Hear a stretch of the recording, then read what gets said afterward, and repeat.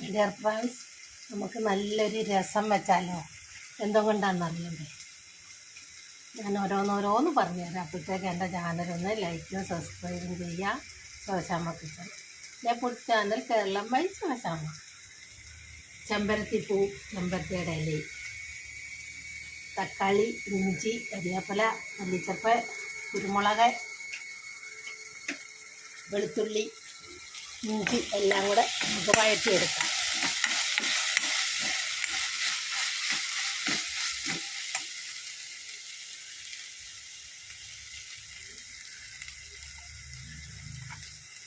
ഞാൻ നേരത്തെ ചെമ്പരത്തിപ്പൂ ഇട്ടതായിരുന്നു, അപ്പോൾ ഒന്നും കൂടെ നിങ്ങളെ കാണിക്കാൻ ഒന്നും കൂടെ അങ്ങ് ഇട്ടേക്കാം. എല്ലാം കൂടെ ഞാൻ വഴറ്റിയെടുത്തതാണ്.